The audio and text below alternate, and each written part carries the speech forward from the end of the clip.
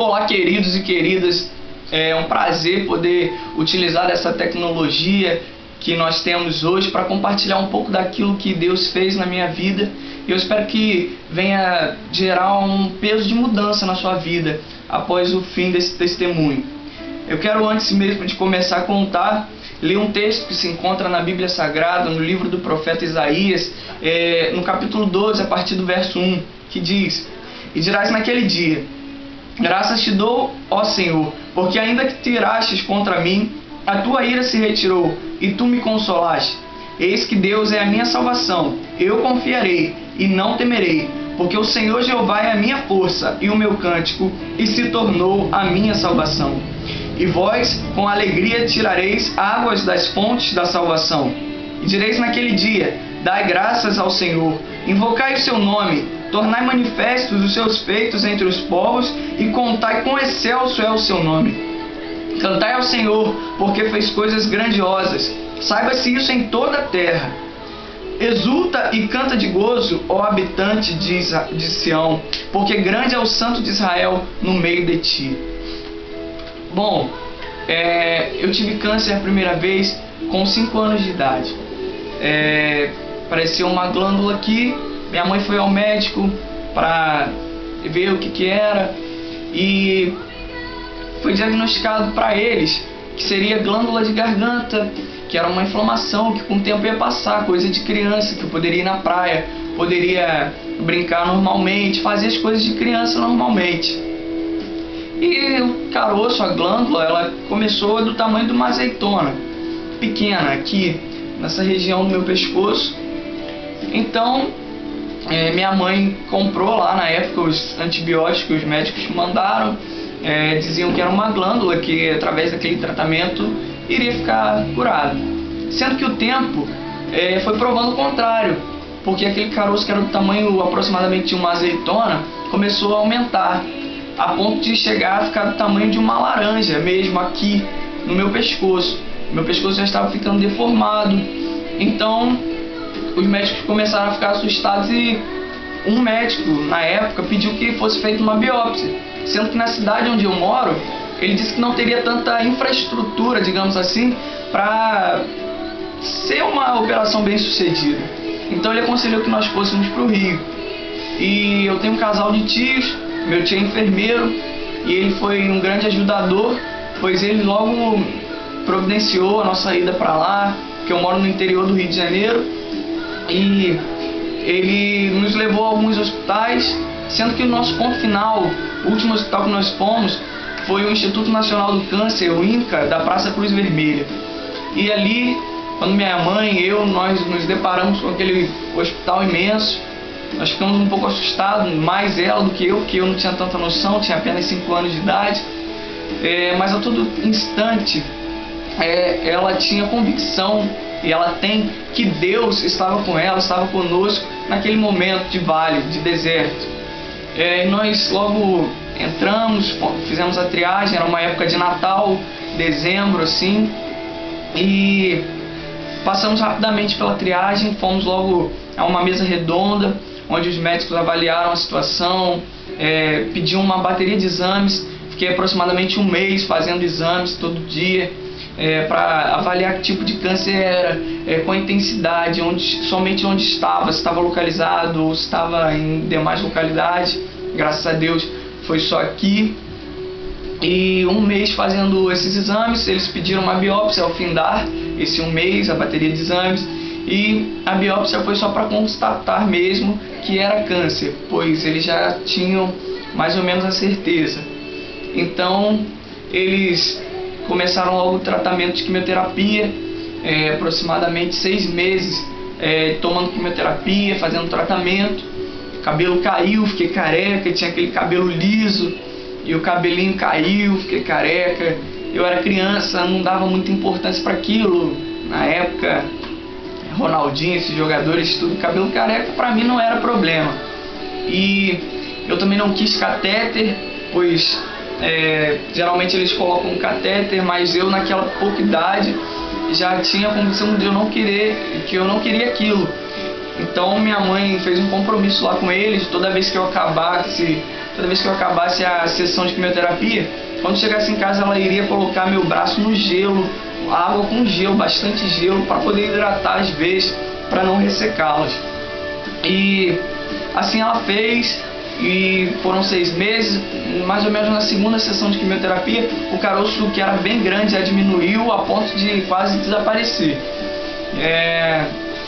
Então eu também passei por processo de radioterapia aqui nessa região do pescoço, abdômen, fiz radioterapia e graças a Deus eu fiquei curado, graças ao Eterno. E com 11 anos de idade, quando eu ia receber alta, porque eu estava indo lá periodicamente, de ano em ano, fazer só uma bateria de exames para acompanhar, um acompanhamento, controles que eles falam. E com 11 anos, quando eu estava recebendo alta do hospital definitivamente, eu fui diagnosticado novamente com câncer. Como? Certa feita, eu cheguei da escola e quando eu virei o pescoço assim, minha mãe percebeu que estava uma ponta aqui, um negócio mais alto, na região mais abaixo de onde tinha sido a primeira vez. E imediatamente nós vamos para o Rio, nós chegamos no INCA e conversamos com o médico, e ele disse que iria novamente ter que passar por uma mesa redonda de médicos para estudarem o caso, para verem. Então eles aconselharam logo de início que fosse feita uma biópsia para ter a convicção do que era aquilo. E nessa segunda biópsia eu fui diagnosticado novamente com câncer, o linfoma, novamente nessa região, um pouco mais abaixo da primeira vez, quando eu tinha 5 anos. Então eles estudaram e falaram que pelo histórico hospitalar, pelas quantidades de remédio que eu tinha tomado da outra vez, o organismo ele não suportaria novamente aquela bateria toda de exames, de medicamentos de novo. Foi então que eles optaram por fazer o transplante de medula óssea. Bom, para quem não sabe, transplante de medula óssea é algo muito sério. Depois, se vocês quiserem saber mais um pouco sobre isso, pesquise no Google transplante de medula óssea, que vocês vão ficar inteirados sobre o assunto. Então, antes de eu começar a fazer o transplante, eles sugeriram que fossem feitas aproximadamente 4 dosagens de quimioterapia mais fracas, antes de eu ir realmente ao transplante. Então, eu fiz essas sessões menos fortes de quimioterapia, foram aproximadamente umas 4, 6 sessões. Eu ia lá uma semana e eu tomava o medicamento durante uma semana, ia para casa, esperava umas outras 3 semanas, voltava, tomava de novo, durante umas 5 vezes por aí, até o ponto que eu fui liberado, digamos assim, para fazer o transplante. O transplante de medula óssea também foi algo difícil, mas eu não vou chegar lá ainda. Eu vou falar desse primeiro momento que eu tomei essas sessões menos fortes de quimioterapia, porque foram momentos difíceis na minha vida, onde eu sentia muita angústia e eu não queria ficar dentro do hospital, pois era algo terrível para mim. Por mais que fosse apenas uma semana, eu não queria, e eu era tomado de um espírito atormentador, que me deixava triste, que me deixava com vontade de sumir. E esse espírito ele só saía quando minha mãe louvava, e ela pegava ali, como boa assembleana, a sua harpa, começava a cantar, louvar ao Senhor, e aquilo ia se retirando. E foram momentos mesmo de trevas, mas a todo instante o Senhor ele esteve presente ao meu lado, ao lado da minha mãe, para nos sinalizar que nós podemos passar sim por vales, por momentos difíceis, mas que Ele, o Deus Todo-Poderoso, Deus de Isaac, Deus de Abraão, Deus que abriu o Mar Vermelho, Ele estaria ali conosco. Então, esse momento foi difícil, mas Deus esteve conosco. Então, nós fomos para outra ala do hospital, que é o 7º andar, que é o CEMO, Centro de Medula Óssea. Esse centro ele é um hospital dentro do hospital, e é ali que eu comecei a passar por psicólogo para elas explicarem o processo e falar que não, eles não escondem nada, né?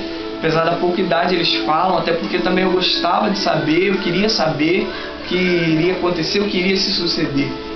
Então, elas falaram que eu iria ficar no mínimo 30 dias internado e que era uma coisa difícil. Para mim eles não falaram, mas para os meus pais eles falaram que eles teriam que assinar um termo de responsabilidade, pois eu poderia ir com vida e voltar sem, porque o transplante é algo muito sério, onde toda a sua defesa imunológica ela é morta. Ou seja, você não pode pegar uma gripe, não pode ter um machucado no dedo, não pode ter nenhum problema. E você tem que ir para lá totalmente bom, porque você vai ficar sem defesa no seu organismo. E ali já foi tratado isso, e meu pai assinou. Porque as 2 vezes que eu tive esse problema, meu pai ele abriu, pediu uma palavra ao Senhor, e o Deus Todo-Poderoso falou com ele. No texto de João 11, na ressurreição de Lázaro, tem o capítulo 4, o versículo 4, perdão, de João 11, diz que essa enfermidade não é para a morte, mas para que o Filho de Deus seja engrandecido por ela, seja louvado por ela. E assim Deus deu essa palavra ao meu pai 2 vezes. E meu pai, muito cheio de fé, tomou isso para si, guardou na tábua de carne do seu coração e tomou posse da vitória. Minha mãe também, Deus falando com ela, lá no livro do profeta Jeremias, Lamentações de Jeremias, que diz: põe a tua boca no pó, talvez assim haja esperança. E assim ela fazia, ela colocava a boca dela no pó, lá no chão do banheiro do hospital, orando e clamando ao Deus Todo-Poderoso, Deus de Abraão, de Isaac, de Israel, clamando dia e noite, porque nós sabíamos que Ele era fiel para nos tirar daquela situação com mão forte. E assim Ele fez. Mas antes Ele deixou que a nossa fé fosse provada. Ele deixou que nós fôssemos experimentados, para que hoje eu pudesse estar aqui falando um pouco daquilo que Ele fez na minha vida. Ele me tirou literalmente do vale da sombra da morte. Ele me resgatou, porque quando nós chegamos no quarto de internação, no SEMO mesmo, onde eu iria ficar internado os 30 dias, eu olhei para aquilo ali, vi uma coisa, era um quarto totalmente isolado, você não via janela, não via rua, não via nada. Era só você, seu acompanhante, no caso minha mãe, de máscara, aquela máscara hospitalar 24 horas, eu e Deus e ela ali naquele momento. Eu não queria ninguém além dela que ficasse comigo, pois eram momentos difíceis, então nós queremos a mãe, né? E ela ficou ali perseverante comigo. E durante esse tempo, era só... durante um tempo era hidratação no soro, e após isso vinha quimioterapia. Eram 5 dias diretos de quimioterapia, onde foi muito forte essa dose, onde matou todas as células, onde deixou realmente sem imunidade nenhuma, para que depois eu recebesse a medula que eu tinha retirado. Antes de nós internarmos, eu passei por um laboratório onde eles retiraram meu sangue, analisaram a minha medula, que foi retirada ali do meu próprio sangue, porque meu transplante ele foi autólogo, de mim para mim mesmo. Eles analisaram, viram que a minha medula estava boa, ou seja, eu poderia ser o meu próprio doador. E assim aconteceu. Então, depois desses 5 dias que eu estava internado, eu passei, eles viram o quadro, tal, foi esperando, até que um dia eles trouxeram a medula, descongelaram, porque ela fica guardada, congelada, e eles descongelaram ali na hora, através de um catéter eles colocaram, porque dessa vez eles disseram que não teria como não usar catéter. Eu usei, tem uma marca aqui do catéter, uma mangueira que fica próxima ao coração, e tudo que é antibiótico é injetado por ali, tira sangue por aqui, tudo por aqui, para não ter que ficar furando toda hora. Então o cabelo novamente caiu, eles rasparam, e eles injetaram a medula, né, como eu estava dizendo, e eles esperam o resultado. Eles vão esperar a reação do organismo para ver se vai pegar ou não, porque se você se pega, você foi bem sucedido. Agora, se não pega, é muito difícil a chance de sobrevivência, pois a sua defesa é que toma conta do seu organismo, né? Você vê uma gripe, logo seu corpo trabalha, os reagentes trabalham para que ela seja combatida e você fique curado. No meu caso, no caso de quem faz transplante, não tem mais esses reagentes. Você fica vulnerável a qualquer tipo de enfermidade, seja ela a mínima que for.